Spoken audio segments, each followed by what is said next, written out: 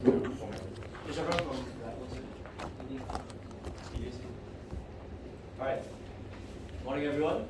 Welcome to the quarterfinals of MIDC 2023. My name is Justin Keehan. Handling with me is Isaac David and Ernest Arm. But please refer to the panel as a whole. On the proposition, we have Raffles Institution, and on opposition, we have TJC. For the motion, this House believes that individuals should be required by law to ensure that their elderly parents are looked after. If both teams are ready, I call upon the first speaker of the proposition to begin this debate. Yes.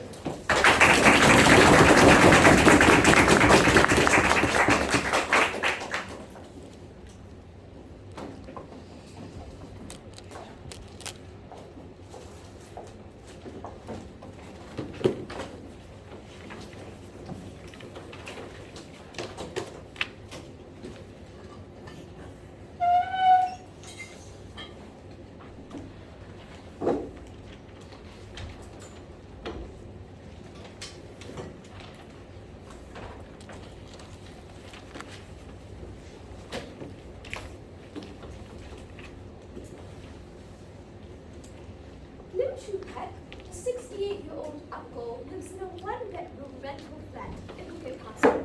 When volunteers found his home, they found piles of used tissue paper, bags of trash, and a mattress completely soaked in urine. When volunteers inquired further, they found out, no, he doesn't have no children. He has 5 living children, yet he is in this state, this terrible, destitute state, an on-site proposition. We cannot take this no more. We don't want any more cases of limb pack. We want to solve it now. 5 pieces of setup for today. Firstly, proposition ensures that elderly parents are looked after in whatever capacity. We prefer for children to take care of them personally, but we recognize that hiring caretakers can be a solution to minimally bringing them to social services center and separate government care. This is better than the status quo where parents are simply left abandoned, where you have cases like limb pack happening in the cases of thousands and millions in the US. Crucially, we don't have to prove that children will directly look after their parents, but are concerned that it is always better. Secondly, we parallel this to Singapore's own Elderly Neglect Act. Third, we recognize that government programs will stay in place, for example, CPF or the US equivalent of Medicare, Medishield. We are supplementing existing initiatives. Fourthly, this is important, right? Because they didn't come out the counterfactual of all of these initiatives and policies. We can coordinate to our side, but crucially, we do it much better.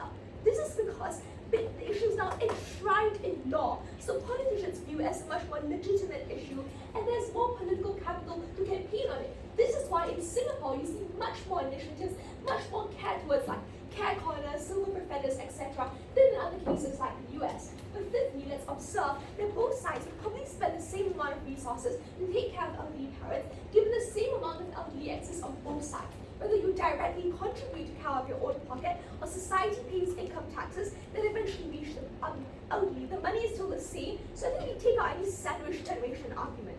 I think the question is where the money comes from. I as your first speaker been telling you how we have a duty of obligation towards them, and we also been telling you how we think that it's better care for the elderly. And my third speaker will also tell you how we ensure much better quality of this care. And let's take a look at our first substandard. The thesis of this argument is that insofar as fundamentally unjustified for you to abandon your parents, we must establish this law by obligation. Now listen to this piece of reading. There are vulnerable in societies. You recognize that there's a need to care for the vulnerable. In the status quo, there's oftentimes a legal relationship between multiple entities that entail obligation. 2 things. Firstly, you oftentimes work on you do something for somebody else, they ought to help you, reciprocity. But the second argument here is also on who is the best actor to care for them. But let's deal with the first tier first, right? I think the first tier of this argument is that just as how parents are obliged to care for children, children too need to care for you. I think that this operates on the majority of cases where parents do shower you care and concern. Parents are crucially the one that is providing you with shelter, food, and water. They are indulged in gifts beyond their necessities. It is that blue-collar Minnesotan parent who went hungry for days just to buy that piece of soft toy that their daughter besieged them for. It is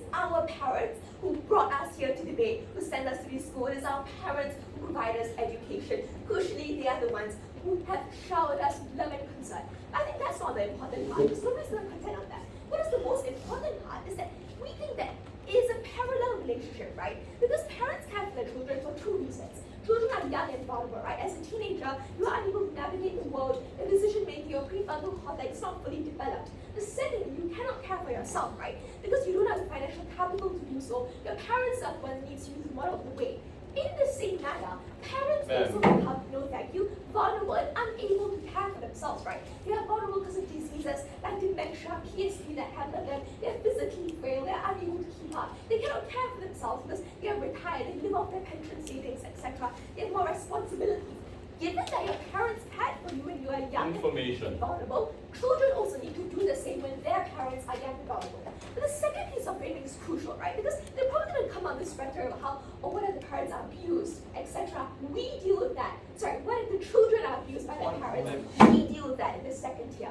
We think that in the event that there's no one to owe a reciprocal duty to, the state oftentimes allocates the actor who best takes care of the needs. The parallel that I want to draw on this, for example, when your parents die, who's the one that's taking care of me? It is my next of kin, right? Because the state assumes that it is the best actor who knows and is able to allocate your preferences and knows you the best. The implication of this parallel is that even if your parents did not care for you, abused you, the state still asks the actor who's best able to care for you because they are the ones that are best aware of them. The impact of this is that we deal with the very worst case where children are abused. And now let's take a look at the third piece of framing, right? Now, we have any argument to our principles saying that, but children didn't choose to be born, but parents choose to be born, that's why parents are obligation. Not true. Just because something is arbitrary does not mean that we do not have an obligation. For example, national service, right? It is arbitrary that I am born in Singapore. It is arbitrary that I'm born in a state that forces me to have military conscription, but I still owe a duty towards my state. I still owe a duty towards military service. The same thing goes here. Even if I do not choose to be born, even if I do not choose to have these parents, I still need to care for them. The impact of this argument is that we deal with the entire spectrum, those who care for their parents and those who don't. But go ahead. What is the criteria used to determine good or bad care from parents, and who should get to decide this? We don't think there's a need to decide good or bad care. We really deal with you that even if it's good care, we take care of them. Even if it's bad care, we take care of them. That's just not relevant, right? But now let's take a look at the second substantive on the better care for the elderly. I think the thesis of this argument is that in the status quo, the elderly are not cared for. They're not in good living conditions. I already explained to you this earlier, right? I told you they lack capital and resources. They're not working. They need resources to survive. But even if they have these resources, they lack the ability to access them, right? Because they have things like dementia, they're weak, they cannot access social services, or they cannot even make insurance claims, right? Oftentimes, this elderly don't even know of such resources. They're disenfranchised, they have little access to information, right? That's why during COVID-19, we had tons of budget measures to help these elderly, but they did not know how to access them. Who was the one that helped them access them? It was their children who brought them through this long process of trace together, etc. We think regardless of why, whether caused by the self-centeredness of individuals who prioritize other things in life, on our side, we still get better care for the elderly because these younger children are able to know the needs of their parents. They're best able to help them. For example, if they know their parents have dementia, they're best able to provide the necessary care for them. They are able to access resources the elderly cannot because they are the ones that are aware of the social services. They are aware of the befriending center, the eye center, etc. And the impact is that we get the best care for parents. We get caretaking, but minimally, as you brought in our policy, we also get social care for the elderly by the state. I think the comparative on their side is that these elderly, they want help, but they don't know how to. They don't have the means to access this help. Only on our side, once we have the children, we are able to do so. The comparative on their side is very simple. It's where they die alone, they die poor and starving. It's where Lim Chu Pak isn't just Lim Chu Pak, it's thousands of elderly. Do you really want this?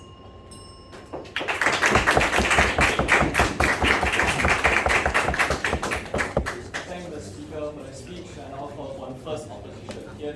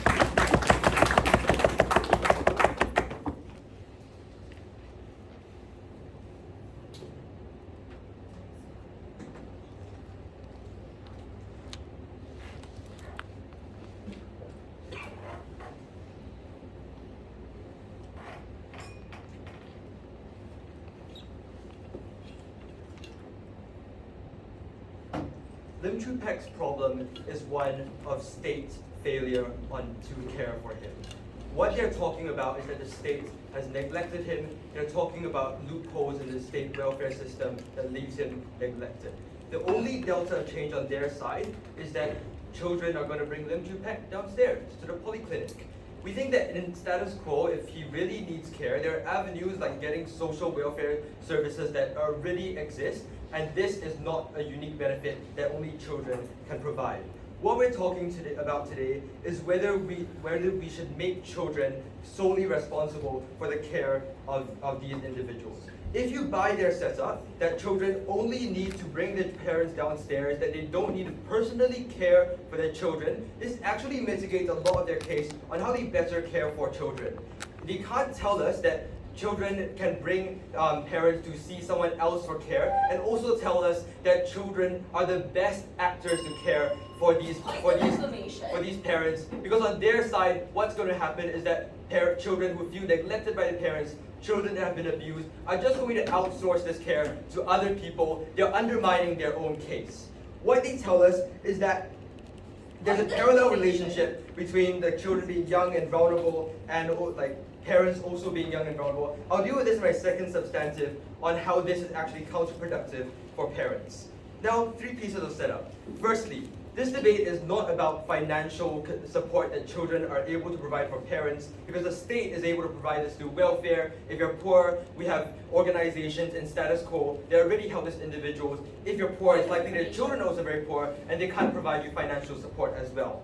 Then what this debate about is actually about the middle class, about the rich, and about the intangible care that children are able to provide in the form of money, in the form of time, in the form of emotional support for these parents. Secondly, what this motion means is that all children have to take care of their parents to the same extent, because the state is unable to determine what makes good parents or bad parents, and therefore the most fair implementation of this law would be that all children would have been held to a very high bar if they want to have a high delta of change. This is very important in my substances on how children have been abused, are forced to take care of parents.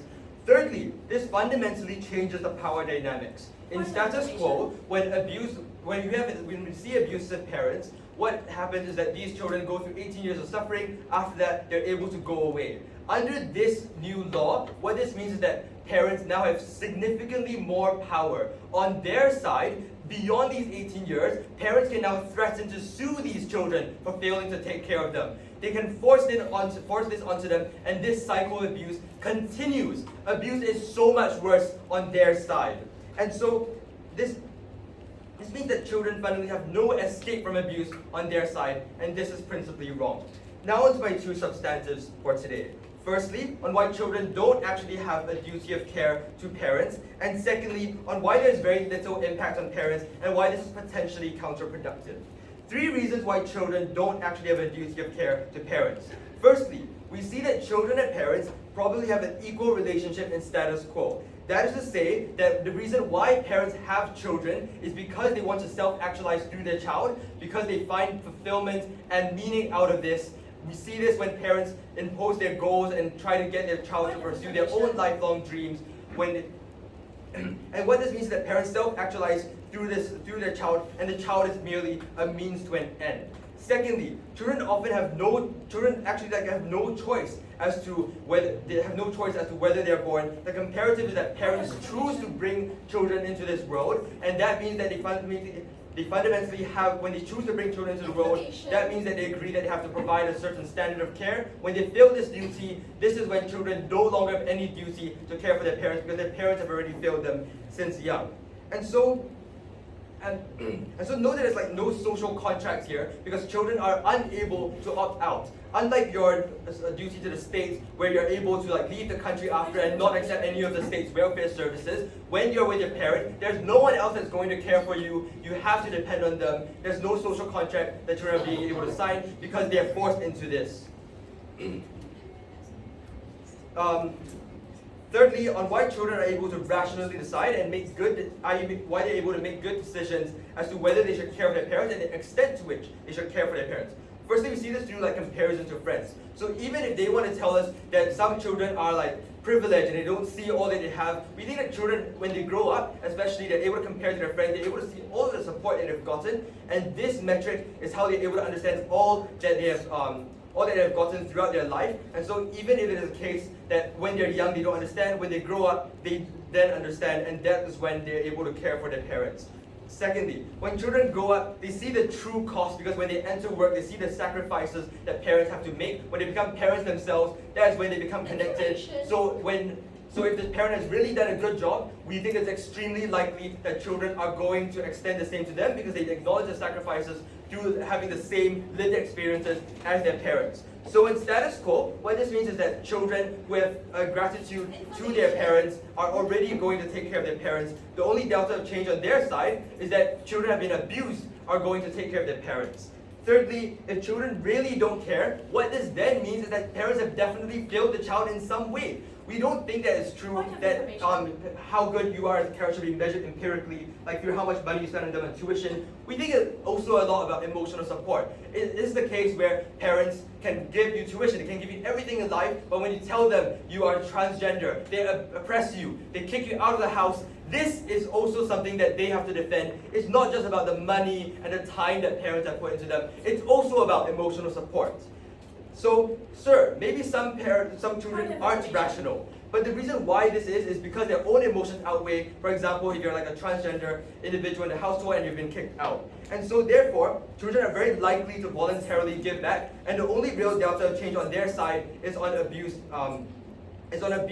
children. And this is principally wrong to force a child to take care of abusive parents, because firstly, this forces them to continue interaction. It entraps them in a cycle of abuse past these 18 years, because this law gives parents so much power to force the children to do more, because this law is probably going to be ambiguous. Parents can twist the law and tell the children, like, if you don't come and visit me this weekend, I'm going to bring this to court, I'm going to bring this to whatever ministry and file a complaint, the children are going to have to pay a fine.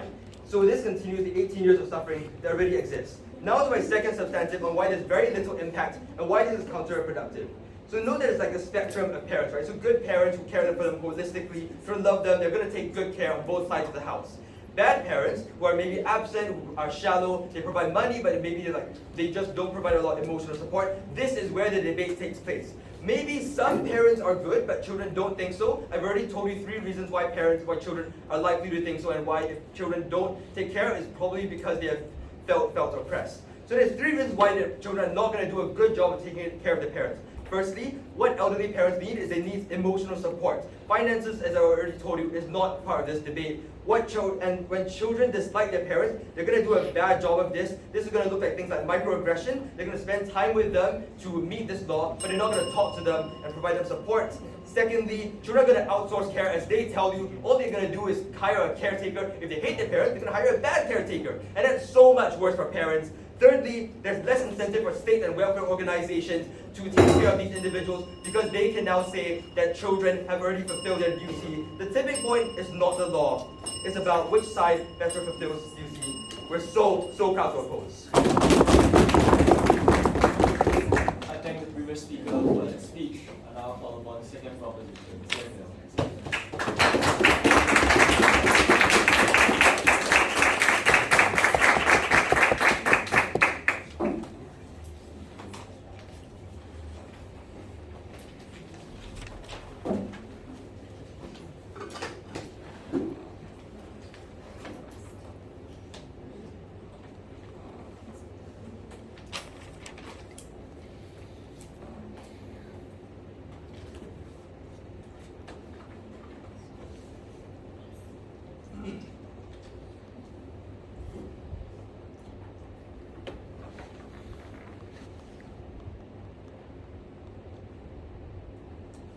Puts a very confusing burden on us today.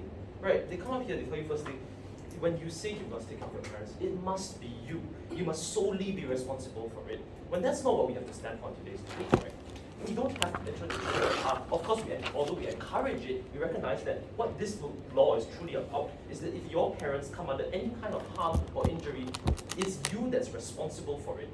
It's you that has to take up the burden of dealing with it. But that doesn't mean that you yourself have to, right?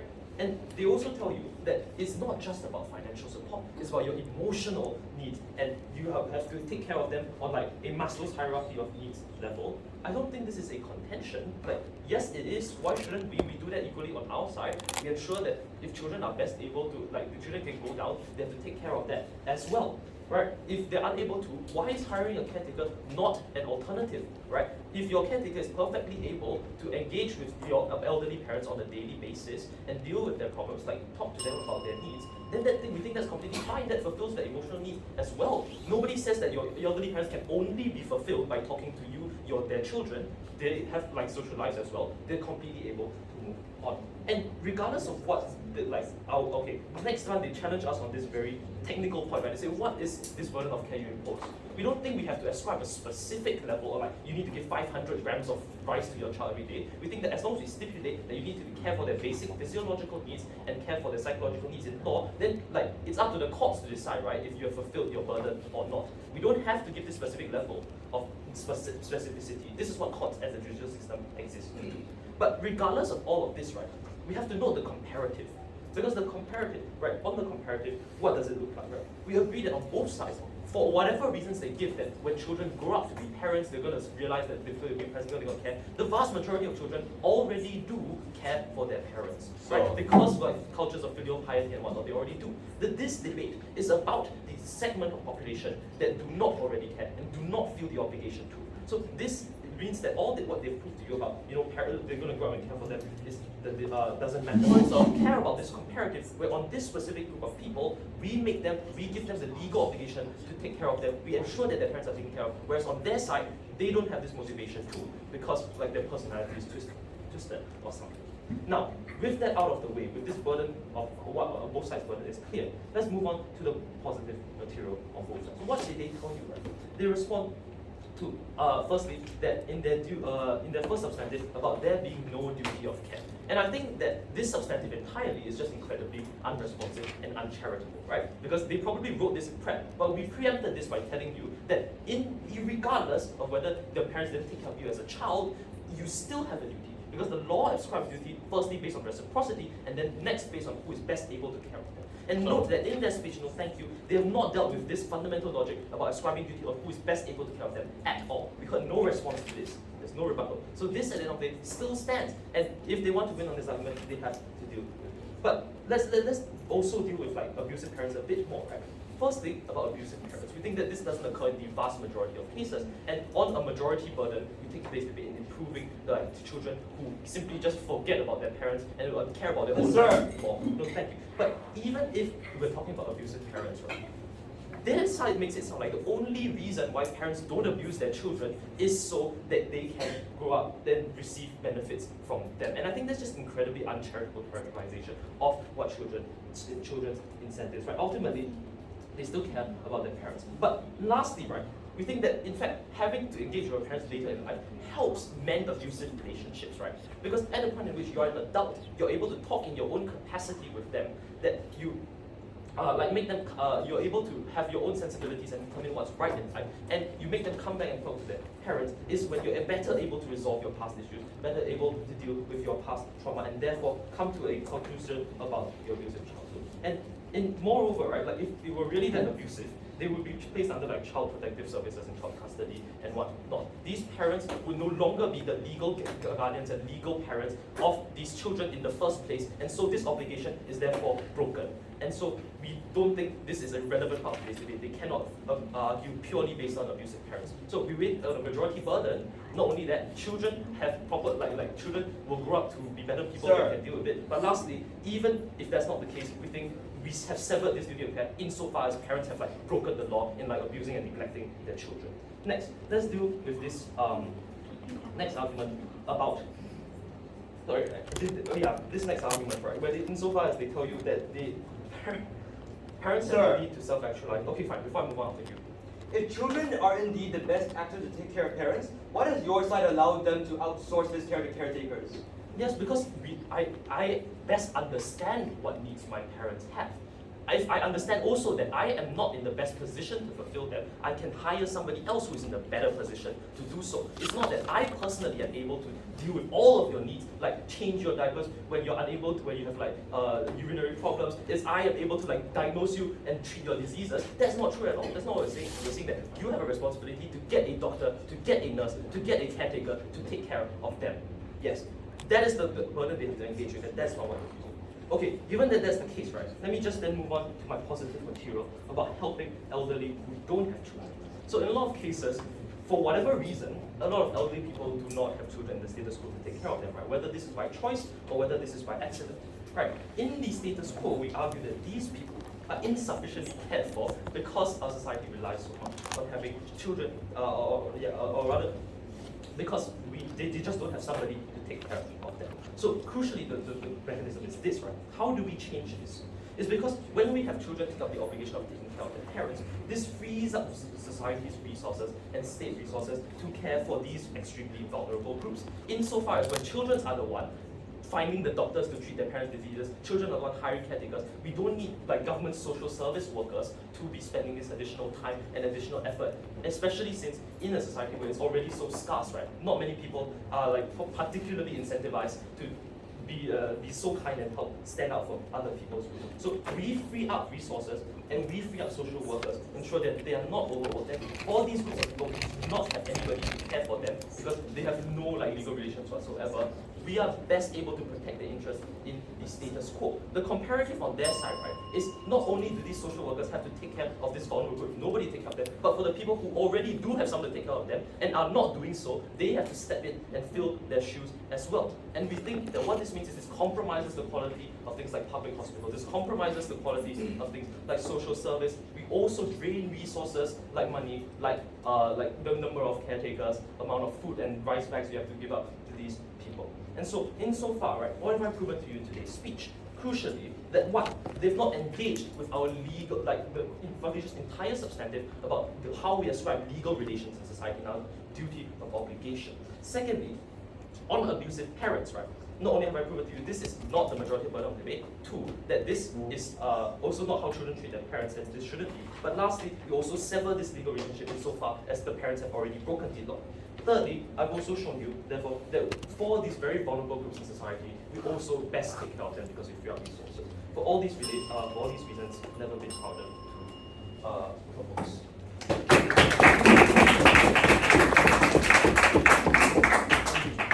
thank the previous speaker for his speech. I now call upon second office speaker.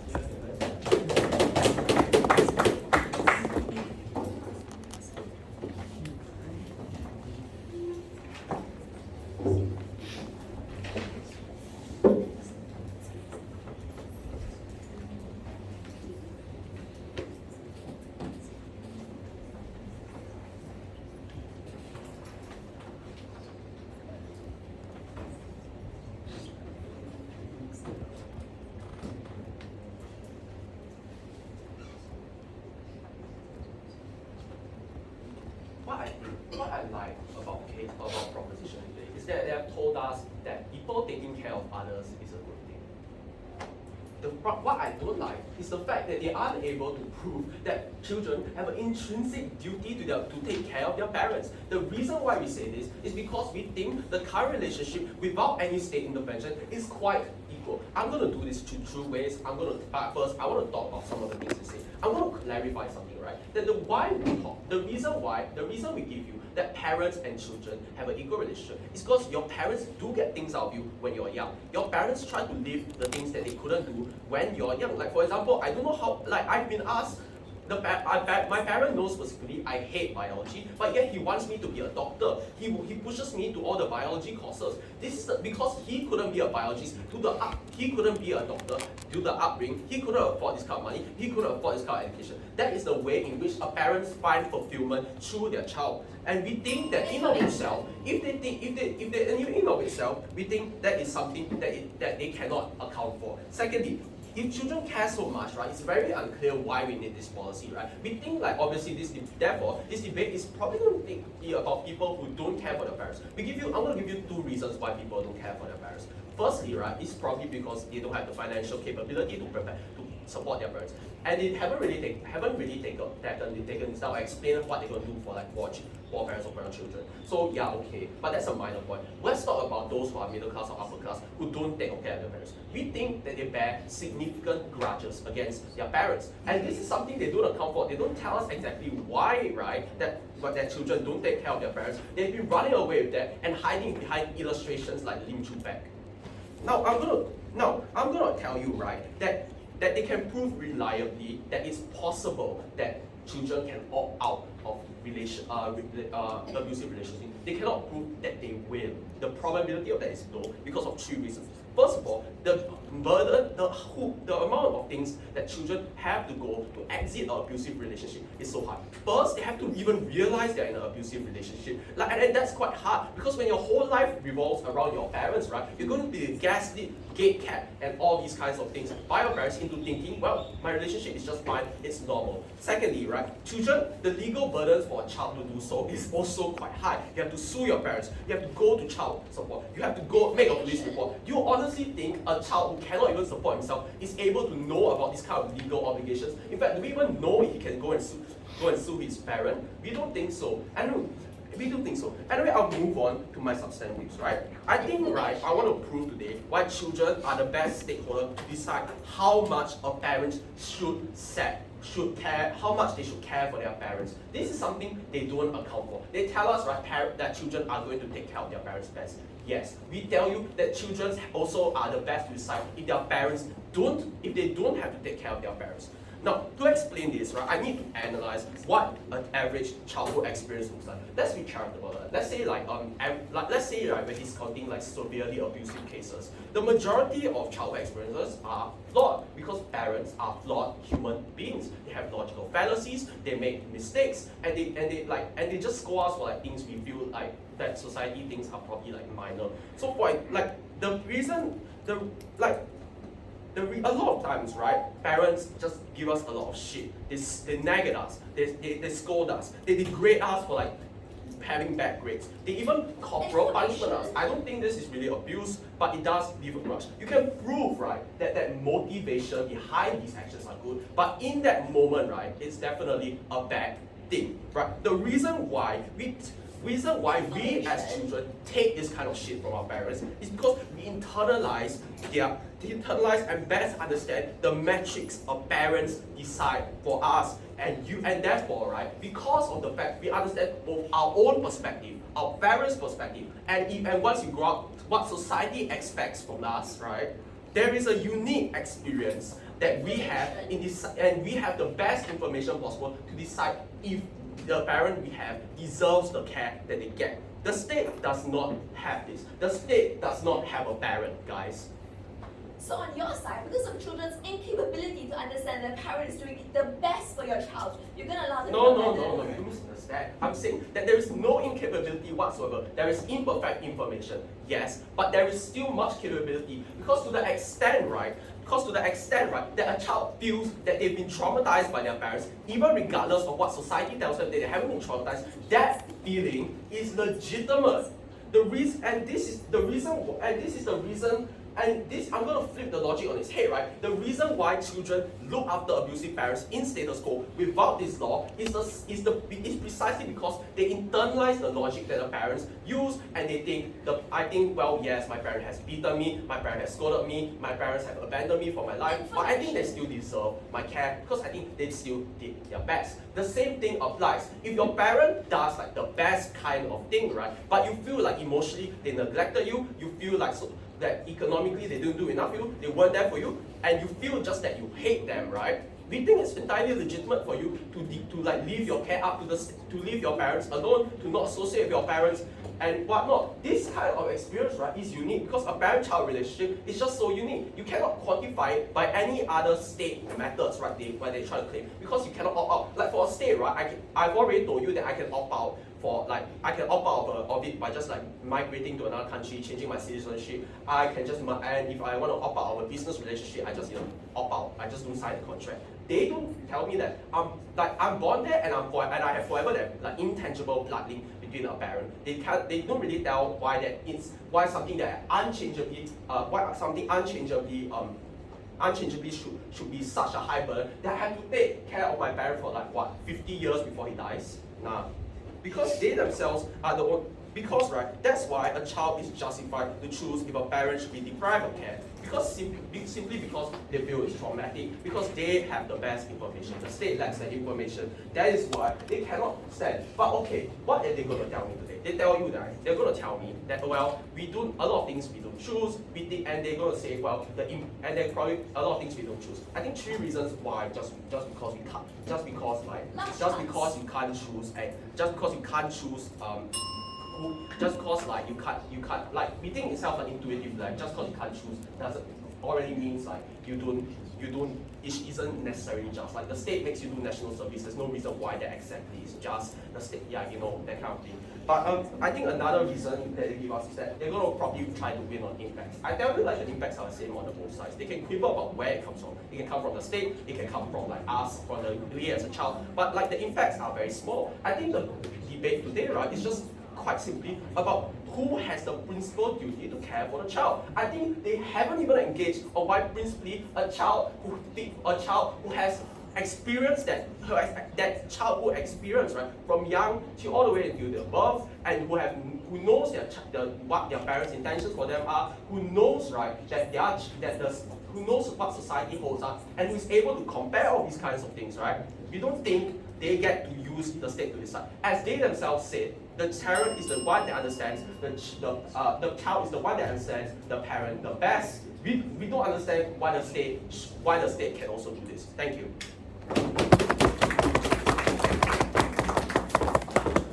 Thank the previous speaker for that speech. Gentle reminder to all speakers to mind the language and the words they use. Alright. Without further ado, I call upon the speaker.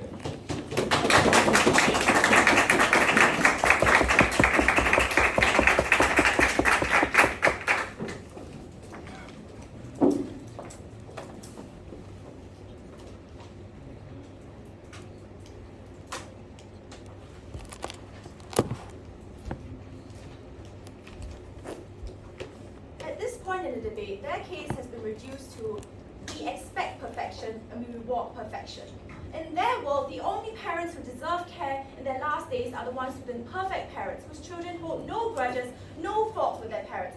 We reject this, right? We tell you from first that all parents deserve some level of care, and if their children are unable, for whatever reason, to withstand the interaction, constant interaction with them, we have other alternatives, right? We allow them to put their parents into social services, who still deserve a level of care where they're able to live out their last days in peace and dignity. This is something they haven't responded to. 2 points that they're trying to win today's debate on.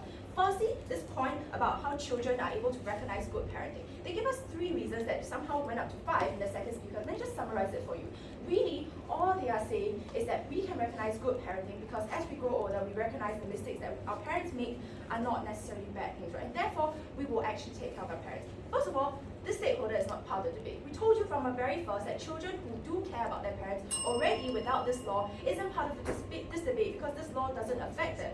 But second of all, the second stakeholder they tried to win on is abusive parents. We told you first of all why there are arbitrary relations, legal obligations that you still have. But second of all, we already told you in our second speaker, no thank you, that if your parent is abusive, that the state does come to intervene and they sever the legal relationship, which means that the law would only apply to when the state still recognizes the legal relationship between your parent and your child, which means that the majority of abusive cases are out of the way.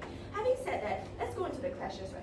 Firstly, do children have an obligation to take care of their parents? Second of all, on how we better take care of parents on a full range, of the elderly on a full range of a spectrum, right? So firstly, on the idea of the principle, what have we told you from the first? We told you on 2 different levels why they have an obligation to do so, right? Firstly, on the idea of reciprocation, which is that parents take care of their children, and therefore, on a principle level, they have a duty to also return that level of care, right? And recognize that this is the majority of the debate, right? I think that we do acknowledge that the majority of parents take care, fulfill their basic level of care to their children. So they cannot win this debate by just talking about abusive parents. But second of all, we also engage on abusive parents, right? We told you 2 reasons why they still have a legal obligation, right? Firstly, about how oftentimes it doesn't depend on choice, and second of all, how it doesn't depend on reciprocation. We brought to you this, we brought to you this parallel in terms of choice on how if a woman is raped, is forced not to have an abortion, abortion and still has that child, she, in the eyes of the state, is still responsible for that child. The second parallel we brought to you is about this idea of your next of kin, where if your parent dies, your next of kin automatically has that responsibility. Do not let them get away in third by saying this is an example-driven case. It's not. Here is the underlying reason that we brought to you from the very first, right? We told you the reason behind why these parallels occur and why this applies to today's debate is because the state recognizes certain actors as vulnerable and in need of protection. And we argue that the elderly is equally vulnerable in the eyes of the state as the child because their mental and physical faculties are oftentimes also in jeopardy, right? But also we told you that in these cases, the state recognizes who is the best actor to take care of these vulnerable individuals, who is in the best position to do so. So even if you want to argue on abusive parents, we also told you that this still applies, right? But given that they have not actually engaged with the full logic behind our principle, we have already proven the first point, which is that they have an obligation to do so. Now let's talk about what this actually achieves, right? Recognize that we are the only side that actually brought you a solution about the problems that they themselves identified. They tried to tell us in the first speaker, this debate is not about finance, or this debate is just about emotion and time. I think that this is incredibly beneficial to their side, right? And it doesn't acknowledge all the things that we already told you. They told us in our first speaker that somebody else can just take this elderly parent to the polyclinic. We asked the question of who is going to take this elderly parent living alone, who has no one to call for help, who no one knows is sick in the first place, who is going to take this elderly parent to the polyclinic? Which means that even if on our side, the best we achieve is that they take them downstairs to the polyclinic, we still win because we receive no solution as to the problems that they identified, right? They criticize the idea of social services, no thank you, and government care. They ignore the fact that we told you this is still a better comparative than status quo. Why is this so? 3 reasons. First of all, parents do not have the ability to elderly parents do not have the ability to take care of themselves. Oftentimes, they have the things like dementia or their mental faculties might not be sufficient enough for them to take care of themselves. But second of all, they also have physical disabilities, where if they want to visit the clinic downstairs, they have to have someone to physically help them downstairs. The third reason is simply they're not aware of these access options available to them. Hold on a second. Because they're not aware, we think that even at the only value that children provide under this law is to take their parents to social services, it is still an exclusive benefit on our side. Why we want to defend yourself? Finally tell us why it's so okay to discount the hate a child has for a parent no matter what.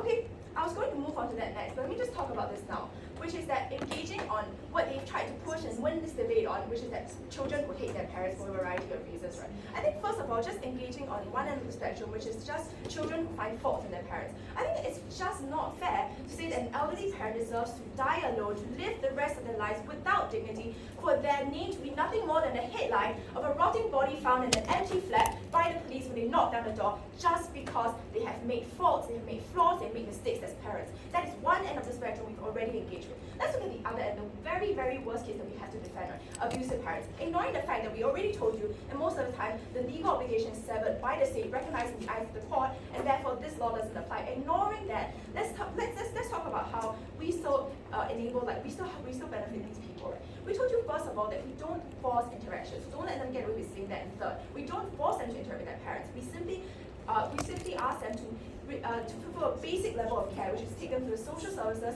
to make sure that they are cared for by the state. This is a minimum that we require for them, and this is something that they failed to engage with, right? But second of all, we also do in our second speaker, right, that sometimes some children are willing to engage with their parents when they grow older because they gain new perspectives and they're willing to connect with their parents again, to talk things out, to gain closure. And they are denying them of this opportunity, right? But last but not least, let's just talk about this idea of really who are the victims in today's debate. We acknowledge that, no thank you, they are victims of abuse, they are the victims of justice. But we also told you that the victims are the elderly people who are neglected in today's system for a variety of reasons, right? We tell that they can't simply tell us that the only reason children neglect their parents is because they're abusive. There are a variety of reasons. They're busy, they simply do not care, or they don't have the financial abilities. This law helps all of them on a full range of spectrum. This law gives these children who are busy or do not care the obligation to take care of their parents. And second of all, they also give them, they also don't impose financial obligations because they allow them to send their parents to social services if they really cannot take care of them. But now, let's just deal with this last point that they tried to win on and how this encourages abuse from parents, right? 3 rebuttals. One, I think it's ridiculous that you say the only reason a parent doesn't abuse their child is because they don't want them to stick them in the elderly home when they're 70. That's ridiculous. But second of all, recognize there are legal frameworks in place, right? They seem to have forgotten that courts exist exist in our world, that the justice system exists.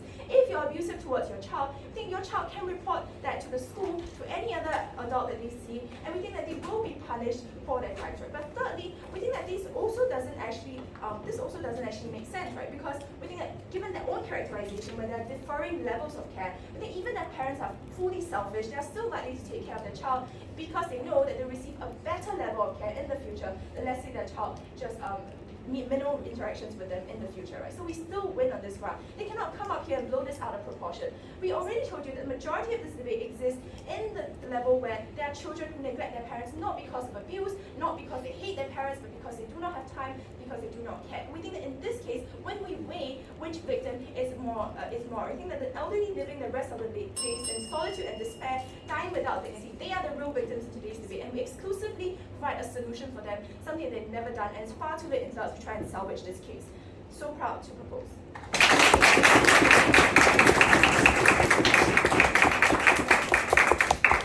Thank you for that speech.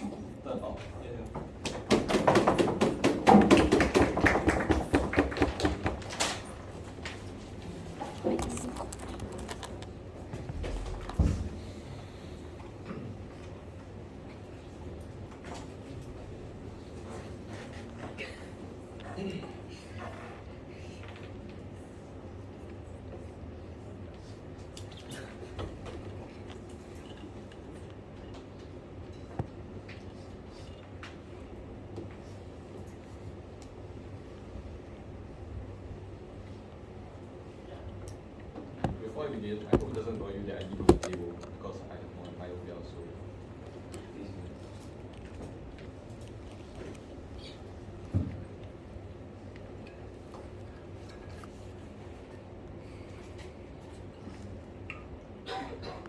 Panel, this debate is about duty. This debate is about children giving back to parents which have cared for them.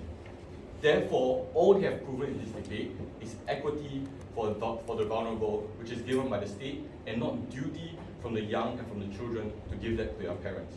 Since this debate is about duty, the most important clash of this debate is whether or not children are likely to be able to decide whether or not to ensure that their parents are cared for. This debate is not about people who are loved by their parents and then recognize it, because obviously these people give it back. In fact, from their PM characterization, if Lim Chu Kang had treated his kids well, they will obviously ensure that he's okay. This illustration itself implies that he failed all 5 of his children, such that they don't even want to give back to him. Like, come on, I love my parents. If my dad was in a one-room bedroom, I would definitely care about him. Therefore, the people that prop exclusively benefit are the parents who deserve to be cared for and help their parents, but aren't, since their kids are irrational and don't recognize it. Objectively, it is obvious that abusive parents who didn't care for their child, didn't feed them, didn't house them, don't deserve their child caring for them by the law. What have we told you about the ability of children to decide whether or not their parents deserve to be cared for, and let's weigh it against what they tell us. Firstly, PM told you from the start that children can compare based on objective metrics. They see the news, there are numerous checks and balances, their school teachers, their friends. In fact, this is even getting better because with new check your privilege campaigns, etc., that these objective metrics are rising even more. The point is that it's not on the clear mechanisms. The point is that there are many opportunities for you to be corrected. With close friends who you tell about family, they can correct you too. The point is there are many opportunities throughout their lives. Furthermore, you yourself internalize what your parents think is good. If the objective metric for your parents to decide how well they treat you is like the amount of food they give you, then surely you internalize this metric, and in the future, since they say I treat you well because you give me food, then now I'll give you food back, right? So clearly the ability of children to compare based on objective metrics is very clearly weighed on our side of the house. Secondly, DPM told you that even if they are irrational and unable to compare and consider the amount of food and the amount of housing, the internalization of parents' treatment to them is important because it is more so important than the state interpretation because it intimately affects you. If your parents feed you and care for you, but you come out as trans and they never accept you, surely it is the level of harm you internalize should be decided by yourself and not decided by the state. But okay, let me spectrumize this. In our best case, they exaggerate the amount of bad emotions that the parents give to you, right? And they over-exaggerate it. In the worst case, this is a fundamental issue of your identity and trauma. two levels of response. Firstly, it is very hard to tell the difference. And insofar as it's hard to tell the difference, they have not shown us how the state interprets it. Secondly, the only mechanism which they give us, which the state uses to interpret it, is retroactive and retrospective.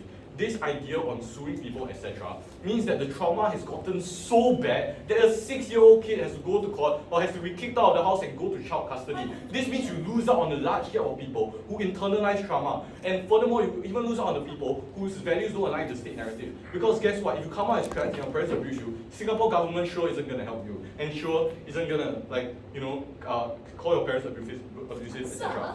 They lose this entire gap of people, and not only that, they lose the people who are traumatized, who are abused, and are afraid to act out, afraid to call it out.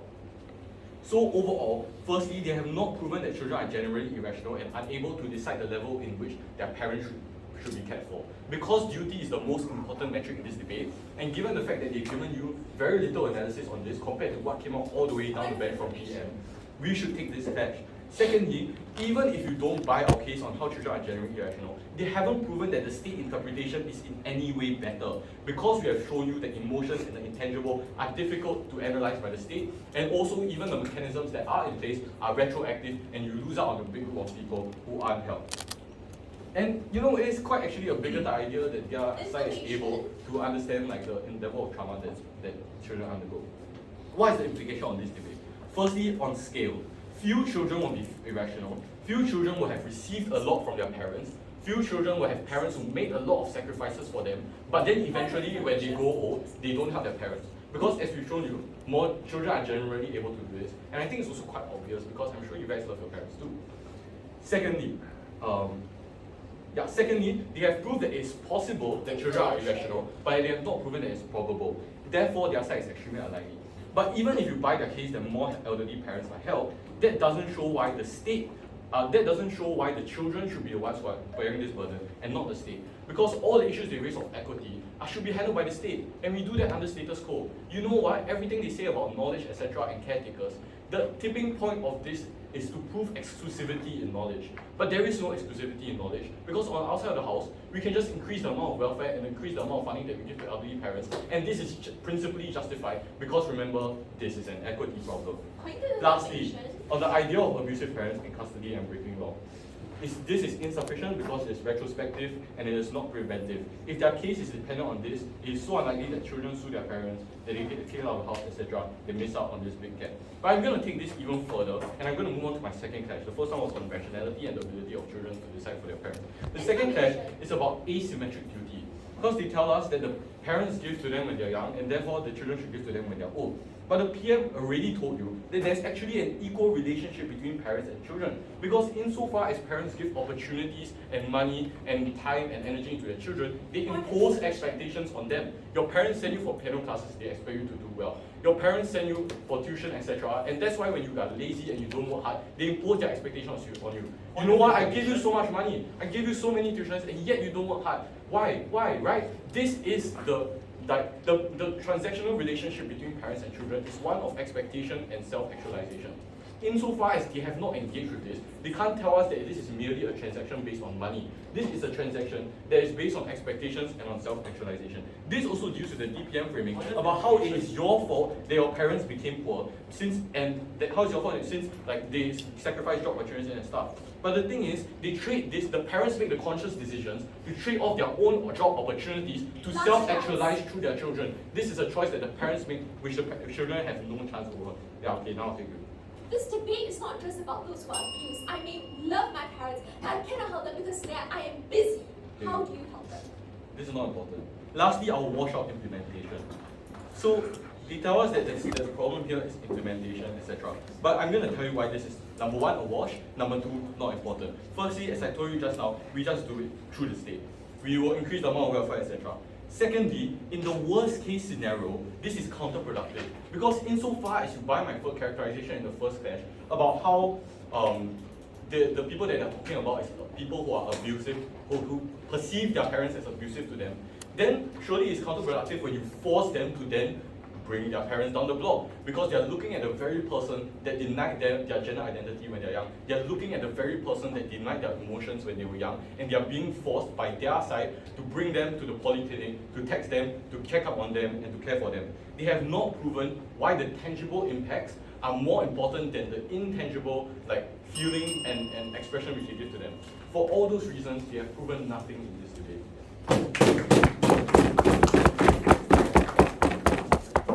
Thank you for the speech. To wrap up the case of the opposition.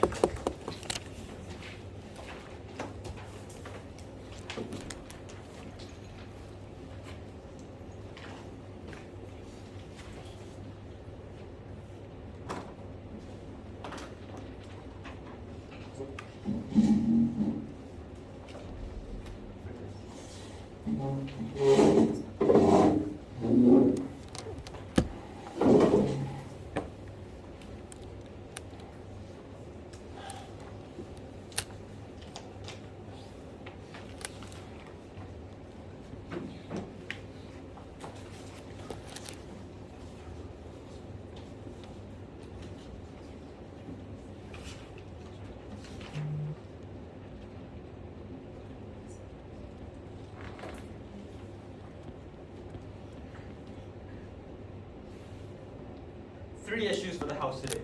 Firstly, on proposition's mechanism on welfare. They tell you that on their side, children are going to bring their parents down to see the welfare support below. This exists in status quo. And in PM, we told you that with this law, welfare is going to get worse because there's going to be less support from welfare organizations because they think that children are able to do the same thing. They're going to put, the government's going to put less funding into these welfare organizations. They acknowledge this in their case because they say that they save resources.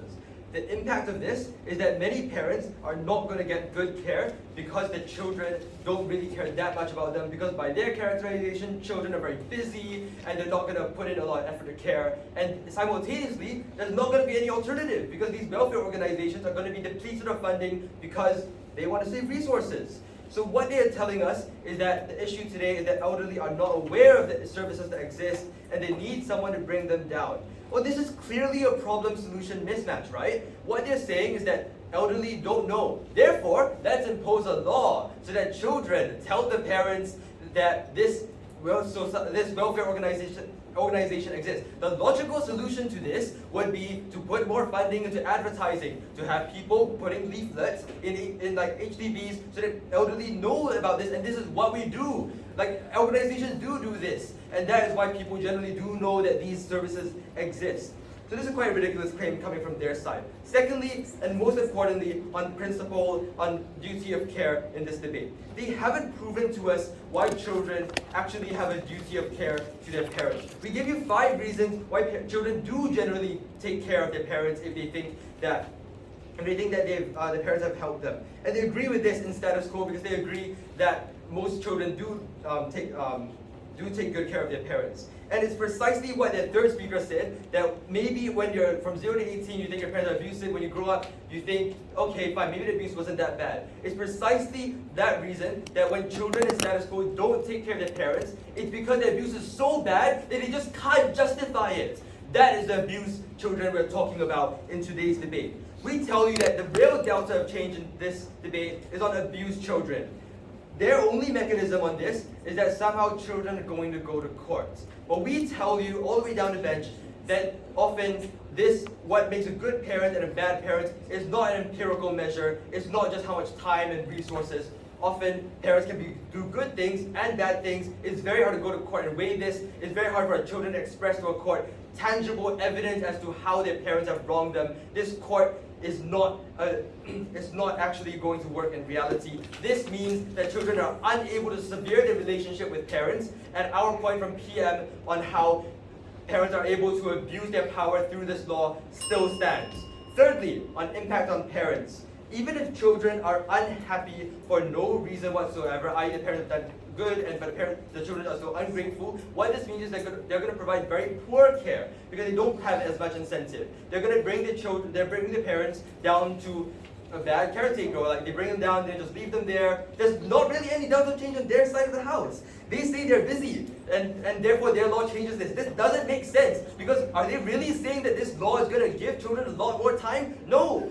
Children are going to be busy on both sides of the house, and therefore there's very little delta of change on their side. What we tell you is that children who do take care of their parents today are the ones who love them, and they are the ones who are able to rationalize why they should take some time out of the day to take care of parents. On their side, they outsource this care.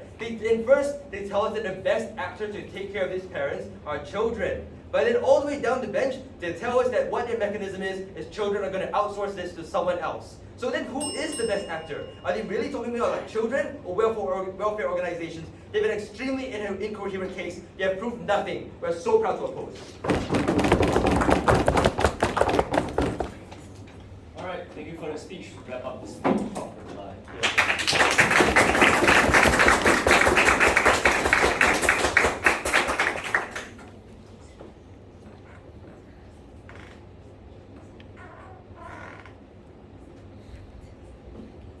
Third is right.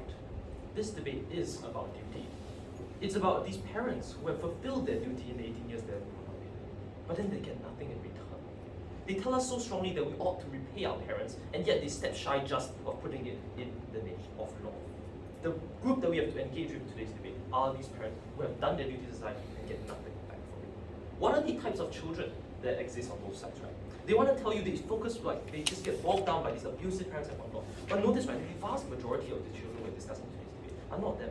These are the children that are busy, that they go overseas and forget to come back. They simply forget that their parents exist because they live so far away from them. Or even better, they just choose not to care for them because it's just easier on them too. When we POI them on third speaker, what is their response? This is not important. This is not the duty.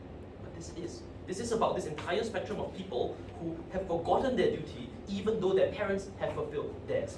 This is where we win on. What does Hobbes say in response to this, right? They say that it should be decided by you, and not every, and therefore you should be the one to judge how much your parents think of care of you. But for this group of people, they simply lack this capacity to do so, right? And we recognize this in a lot of other areas where people lack the ability to make the proper choices in life and fulfill their proper obligations. We can't just leave it to them. That's why we push that you have to fulfill this obligation. It's only, and let's ask, right, what's their comparative? It's only in reply where we hear a comparative from them. They tell you that we'll have advertising, people to hand out more posters. This doesn't make any sense. We've told you already in our second substantive that this is not the problem. It's that these elderly people have gone senile. They've demented, much less be able to move. They can't even read. So how is it, like, our second substantive already preemptively rebuts this insofar as they're completely unable to take care of themselves, and they need these children to step in for them. Okay, but further, let's ask a few more questions. Right? What about people who don't have children? These vulnerable groups in society who are unable to get care, and they need these social workers. We free up more resources for them as well.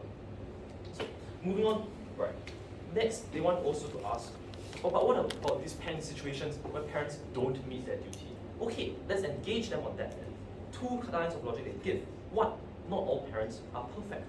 We think that's ridiculous. Angela came up and told you that we don't impose 100% burden of complete perfection in parental upbringing, parental pedagogy, before we expect a children to do good for their parents. As long as they've met these basic requirements of raising us to be proper people, raising us to be able to like come to a debate competition like the odd bench today, we think that is sufficient to justify returning this debt of gratitude to them as well.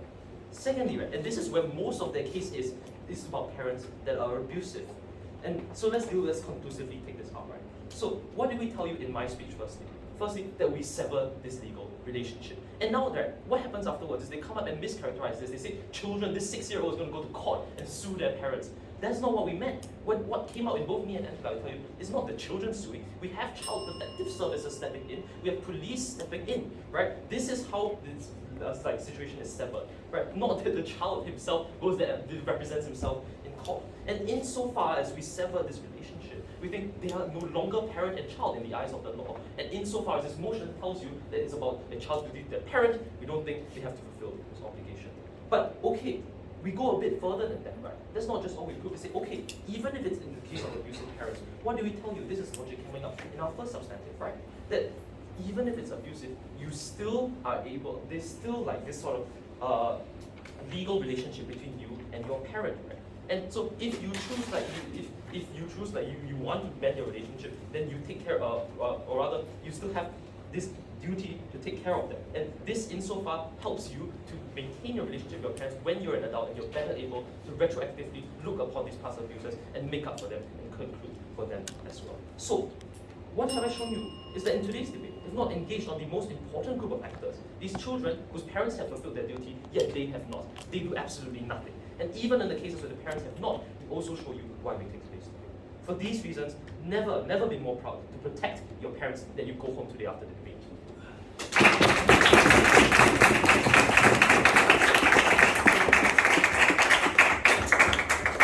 Thank you for that speech, and thank you to both teams for the wonderful debate. Please cross the aisles and shake hands afterwards. Everyone